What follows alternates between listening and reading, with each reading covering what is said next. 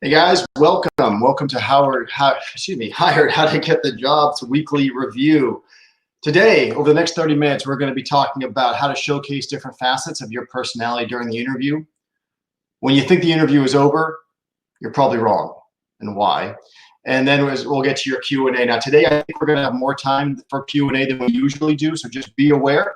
And certainly make sure you get your questions in as soon as you can, so I can be sure to prioritize those in the queue. But first, let me tell you a little bit about who I am. My name is Tony Martin. I write a blog called howtogetthejob.blog. I started that about 5 years ago to help people in the interview process, recruiting, things like that. That's led me to do what I do now, which is resume writing, mock interviews, coaching, mentoring, and on the corporate side, I help my corporate clients with their corporate cultures. I make sure that they're familiar with how to actually interview to make sure people are going to be a fit inside their corporate cultures, because we all hire somebody based on their pedigree, based on them being an A player, and then we realize sometimes when they get inside our team, they don't perform the way they used to, and we kind of want to wonder why. So I help corporate companies, corporate clients do that as well.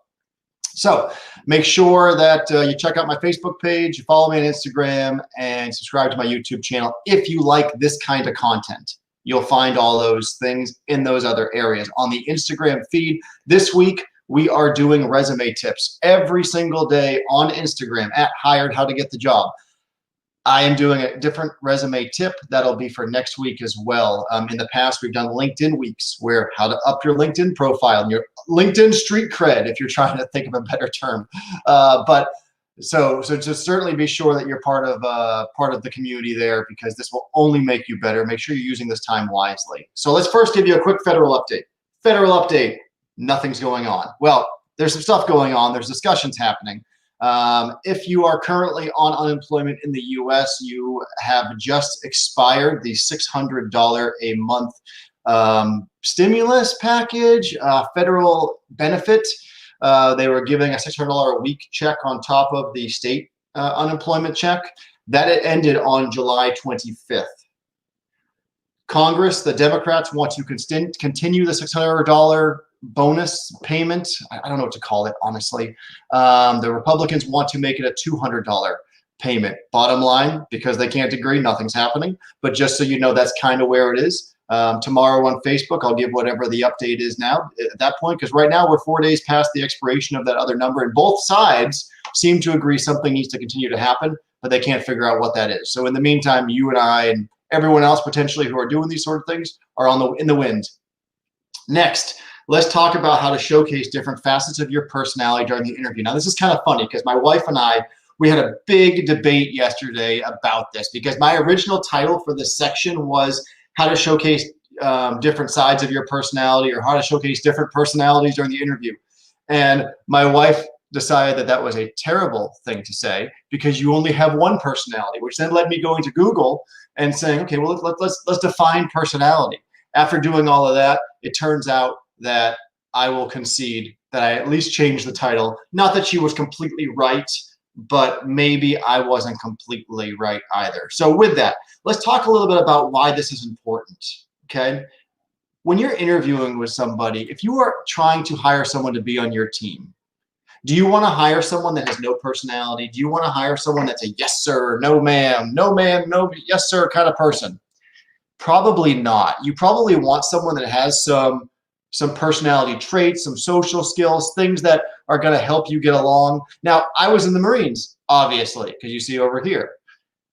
I will tell you, even though we were a yes ma'am, no ma'am, yes sir, no sir culture, those individuals had more personality than I think most people I've met in my entire career. And we showed it in the appropriate times. So I have hired people out of Texas A&M, and they were part of the Corps cadets. And when they interviewed, they were yes sir, no sir type of people. And I had to quickly tell them and pull them aside and go, look, first of all, that's not going to work here. I appreciate the respect. I like it because I'm a Marine. It kind of gets me excited. However, the hiring manager you're going to speak with has a personality. He does not work well with structured people so rigid like this. And I don't think this is really who you are, but I want you to be aware of that. Now, that's something that I would do with my candidates. But again, I say this a lot. I've never met anyone else to do that. That's why I do this now, because I'm much more passionate about helping you get better than I was necessarily about helping fill that one specific vacancy in that moment. I just love coaching people. So how do we do this, and how do you do it effectively?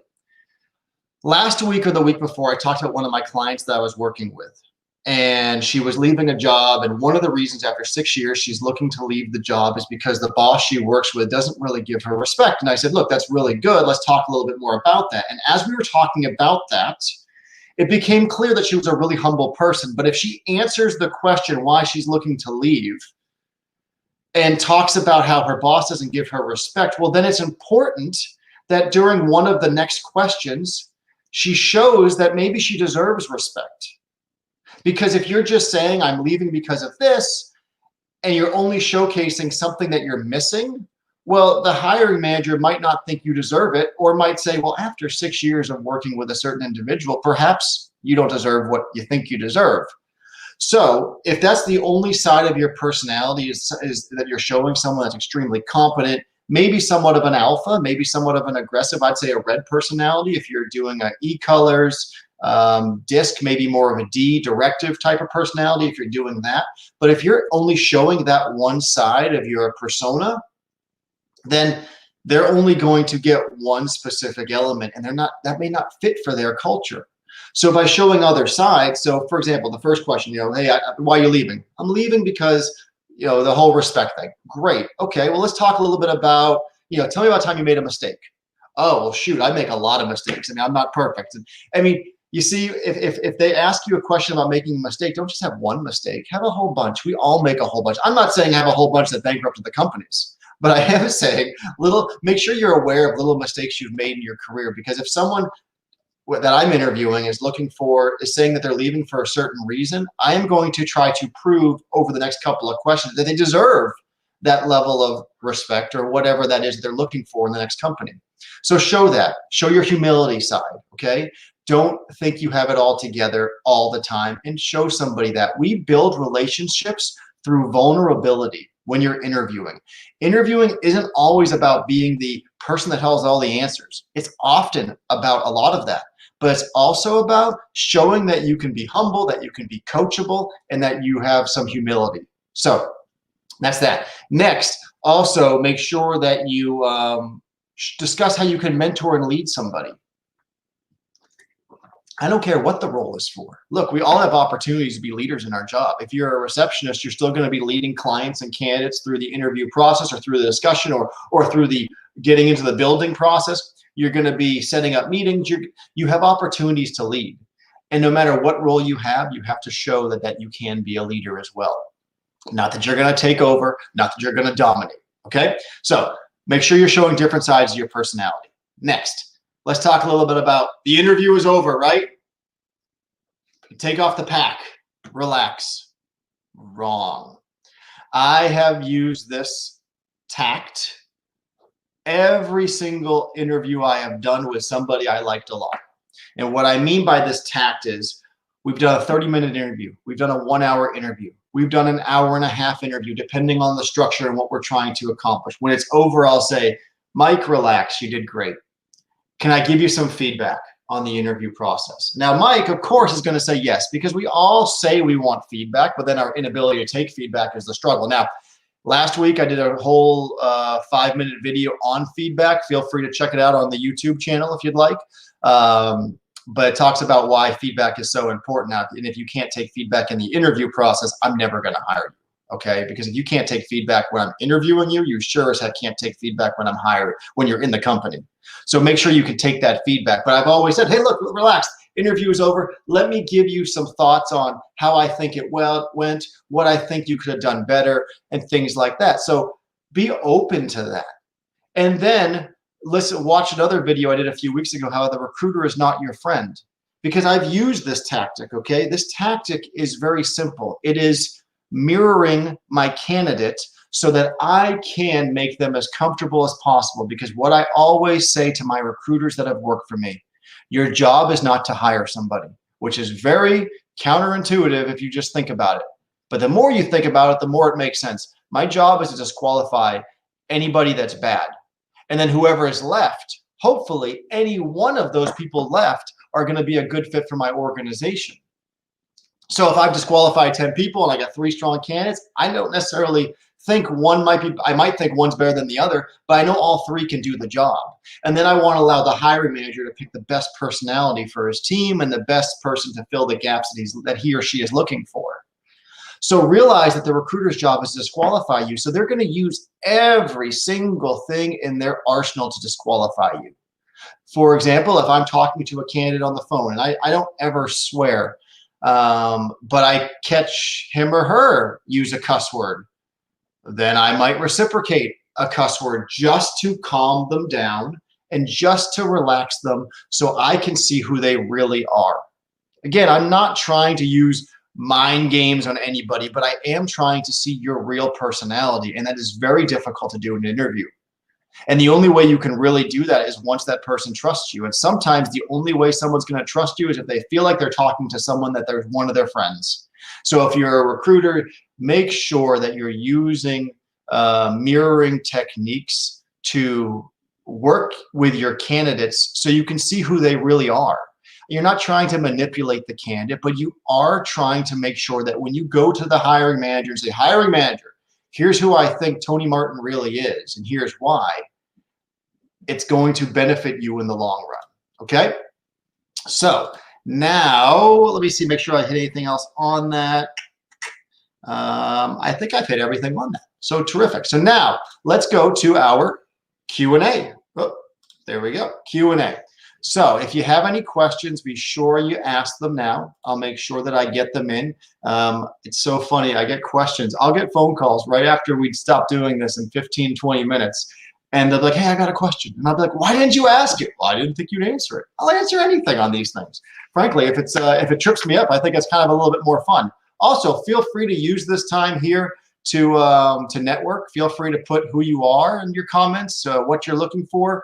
Maybe somebody else who's going to be watching this now or later is going to be looking for an assistant driller, a driller, an engineer, a mechanic, or whatever. So feel free to just kind of flood it with comments and put that on the right-hand side if you're just trying to use these portals to network, because that's something that I strongly advise to do as well, as use this to network.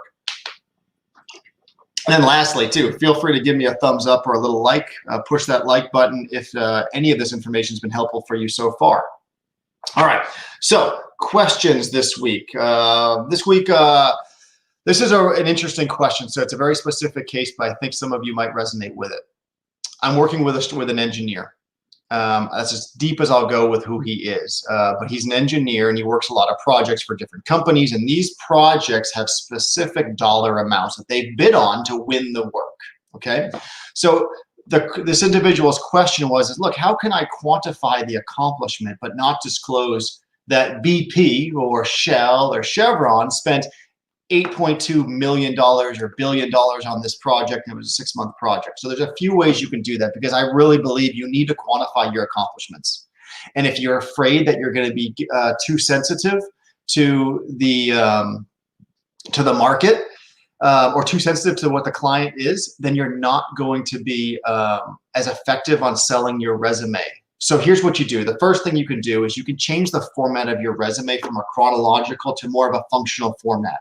And when you do a functional format, you might not have, so if you're doing chronological, you might say, and I'm going to make up something, I was working at hired Howard to get the job on a $7 million project to redo the office. Well, maybe How to Get the Job doesn't want you to discuss how much the project costs. So in my functional section of my resume, where it's not related to the time I spent at How to Get the Job, I'm going to put, bid on and won a $7 million project to refurbish a commercial office inside so-and-so. Now, what I've done is I've removed the accomplishment from the people who don't want the numbers disclosed, but I've still maintained the accomplishment to me to allow me to showcase my side. So that's one way you can do it very easily. Another thing is you can talk about, maybe you can say I've worked on a project that was up to $8 billion and 18 months. Not saying the exact dollar amount, not saying the exact amount, but kind of saying, you pick the biggest project and you say, led and managed projects up to $17 million over 15 months with a team of 32 people. Again, I'm not necessarily sure which project that is, but it helps and again, maybe it's all been with Shell or Chevron, but again, you not saying which specific, maybe it was the Sabine Pass project or the Eagle Ford Shale project or what, but by you not naming the project, it'll help protect the confidentiality in there. Nick, I see your question. I'm going to get to you in a second. Next part of this too is that if you're trying to protect the confidentiality of the projects you've worked on, another way you can do it is you can combine all the projects for 2019. Okay, rather than say, one was $30 million and this was $70 million and $80 million, you could just say worked on 18 projects in 2018, valued at a total of $2.4 billion, leading a team of this. Again, you can put them all together versus breaking them apart. That'll protect the confidentiality. And then the last thing, this is kind of where I think we're going to go. This individual, he's been with the company for like 7 or 8 years. And sometimes he's the project lead, sometimes he's the area supervisor, sometimes he is the manager over the entire thing. And it almost just depends on his specialty and what the project is, but also just kind of the availability of personnel. It doesn't always work out to being that just because he's been with the company the longest that he's going to be the most senior in this role.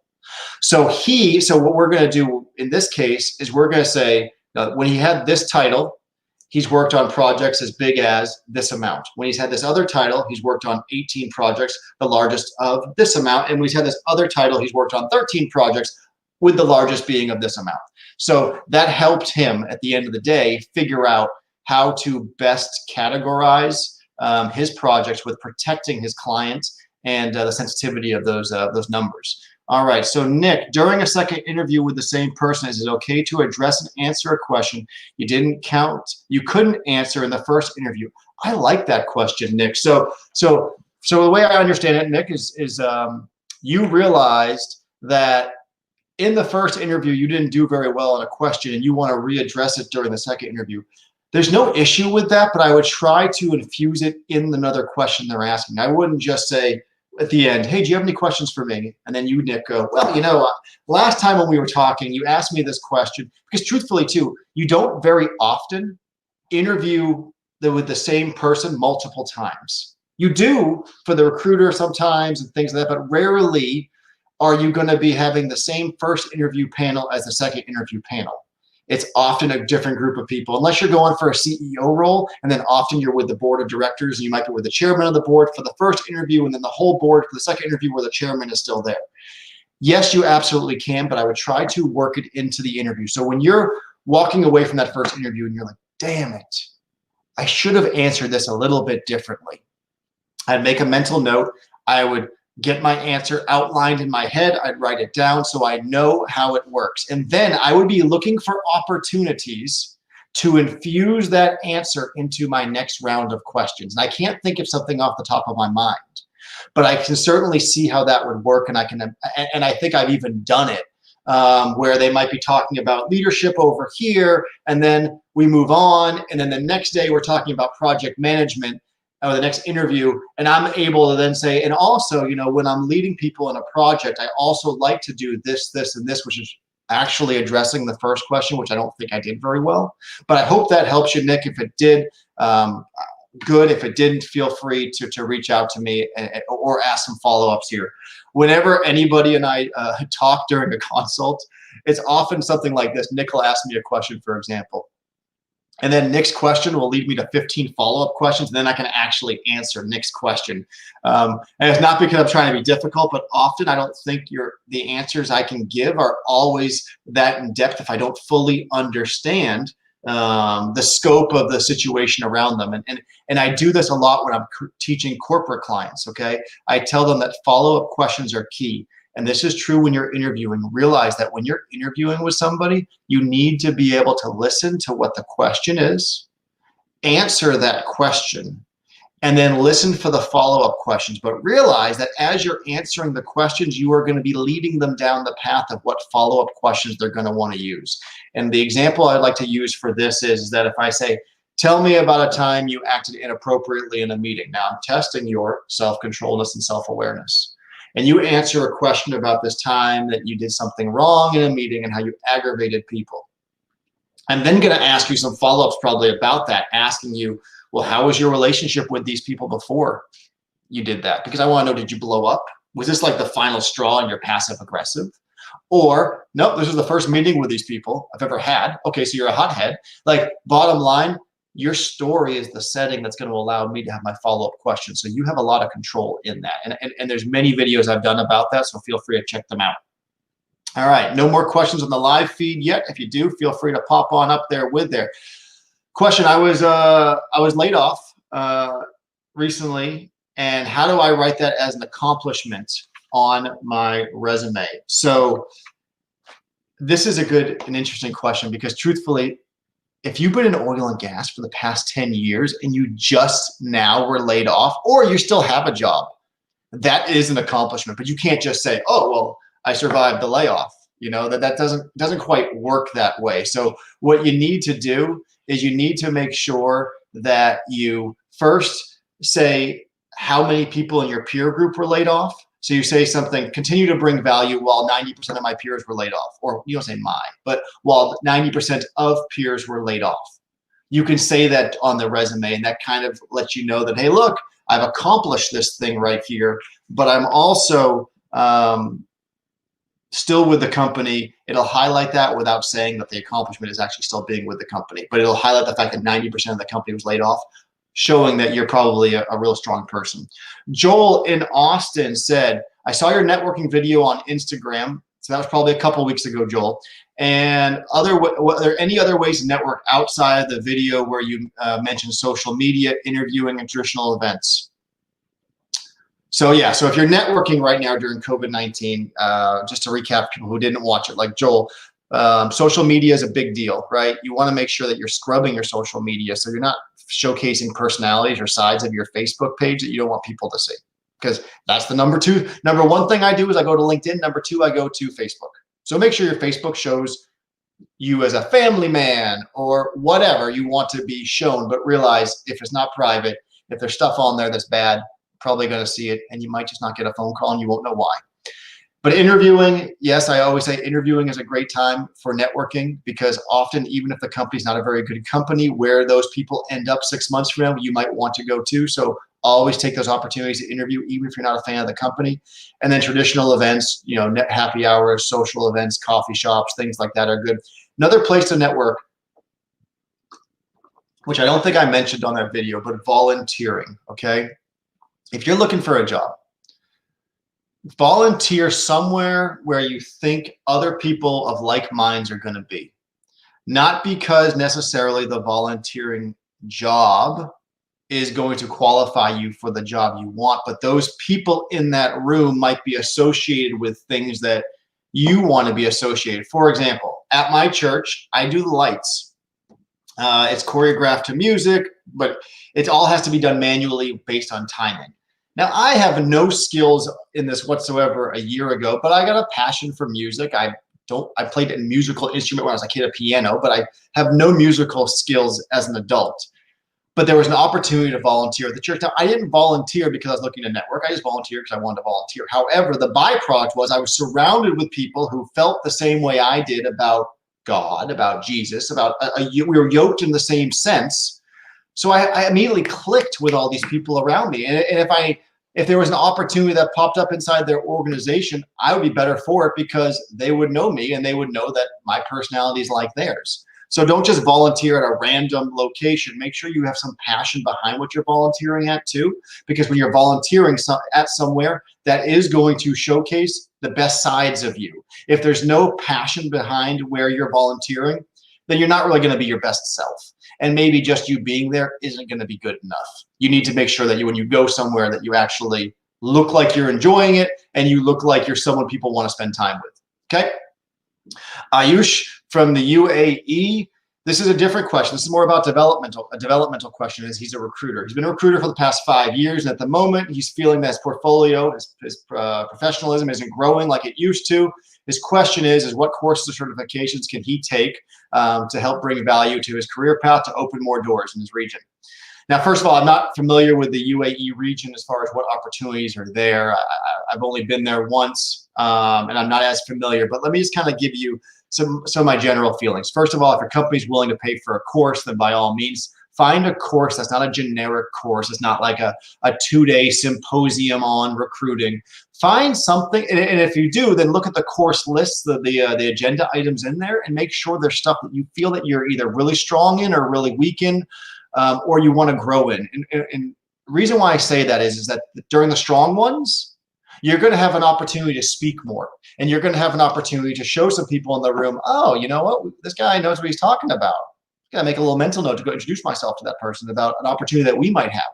You want to go with the weaker ones because obviously you want to get better in something. And then the ones you kind of just are in the middle in are just important because you'll learn where your gaps are because you kind of know what you think you know, but you don't know everything.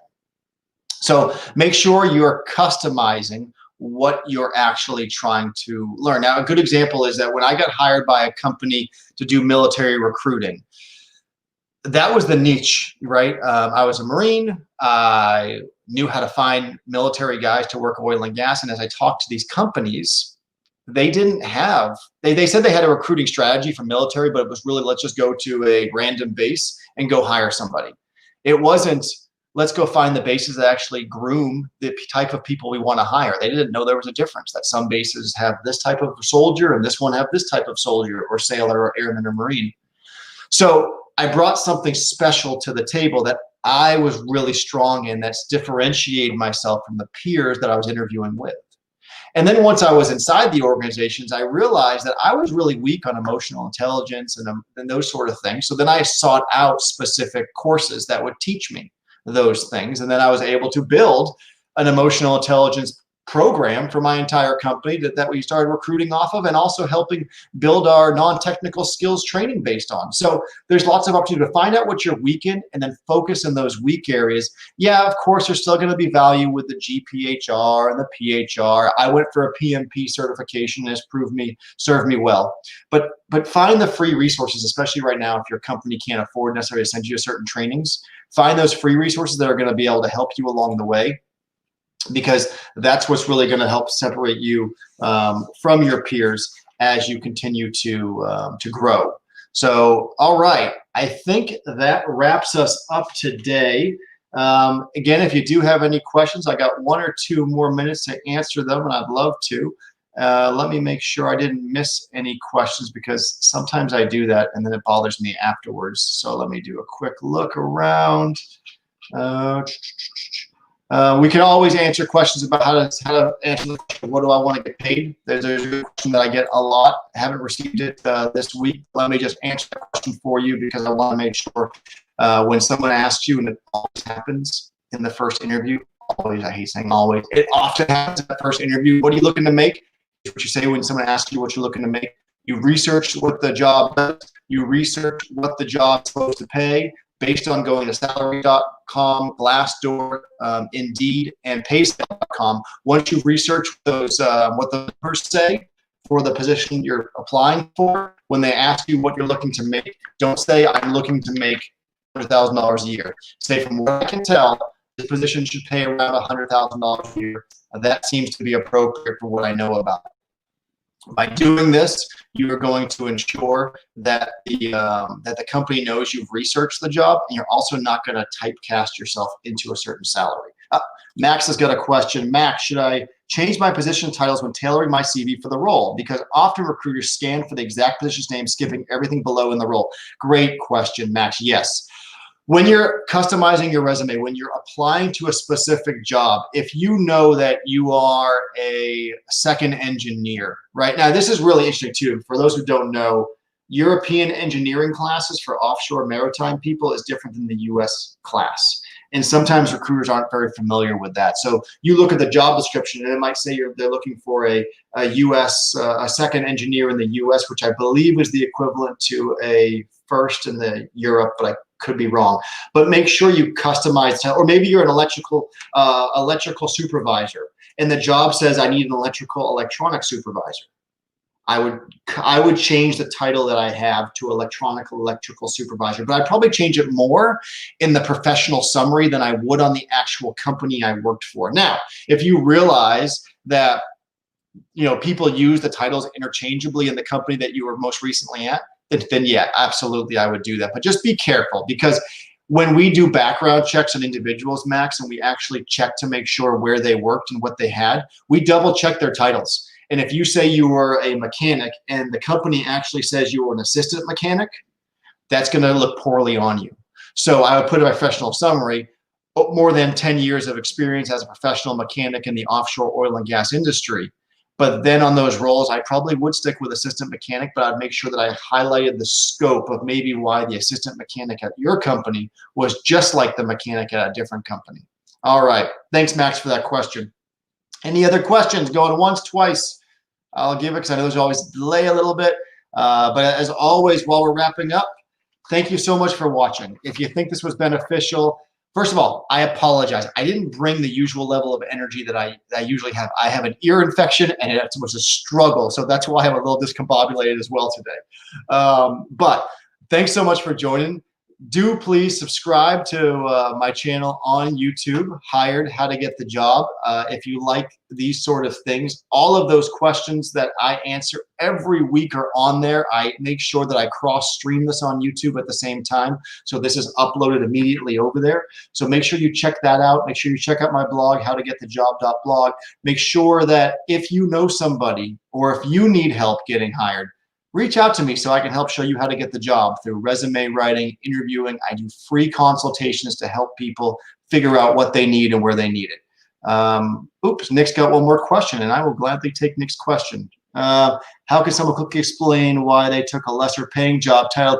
Yes, Nick. So you're going to have to be very careful with this one, okay? Because truthfully, when you take a lesser paying job, now it depends on the market, right? Right now we are in a market where it's obvious that sometimes you're going to take a job that's lesser paying now because you need to work, right? And it's going to be obvious that if you started working somewhere in July of 2020 and it's a lesser paying job than you were in January of 2020, most people are going to assume that, hey, he took this job because there's a pandemic going on and beggars can't be choosers. Now, when you get to the interview process, they're going to ask you, hey, why are you looking to make a move? You just got hired on by this company at a lower paying wage. Or no, they say that, but why are you looking to make a move? And you're going to say, well, look, I took this role and the company I got hired by knew I took this role as a step back because, well, one, it was beneficial. They really wanted someone with my leadership skills in this role. They were getting a bargain. I was getting a bargain. And I've made sure that as I've walked forward in this job, we've partnered together to make sure I can hand it off at any time. So it was really a temporary job where I was helping them and they were helping me. And if it had the opportunity to grow into something bigger, then I was going to take it. So you can answer it a few ways, Nick. And this is one of those where you can feel free to call me, Nick. I think you have my number, but feel free to email me at amartin626@outlook.com, and you and I can, and then send me your phone number, and then you and I can chat about it, because there's so many follow-up questions here that I have to make sure that we're doing this question justice. And it depends why you took the job, but don't think that you taking a job that you've been a senior VP and now you're taking a VP role or you're taking a senior manager role is going to disqualify you for the next senior VP role, because it's not. Because truthfully too, companies use titles interchangeably. I believe almost everybody is a manager at Exxon because they really hold on to that title. So certain companies, the title means more than other companies, and some companies, the title is just a title. So focus on your responsibility. Make sure you fluff it up on your resume with your accomplishments, but also don't oversell it, man. If you went from being, this is extreme, you went from being a VP to being, the entry-level person, don't have 15 accomplishments as an entry-level person. Just have one accomplishment as an entry-level person to glaze over that experience, not oversell yourself. So anyway, thanks so much. Now we went a little bit long, but thanks, Nick, for that last question. Thanks, everyone, for watching. Again, subscribe to my YouTube channel, and I'll see you next time. And if you know anyone that needs help showing, I'll be happy to show them how to get the job. See you.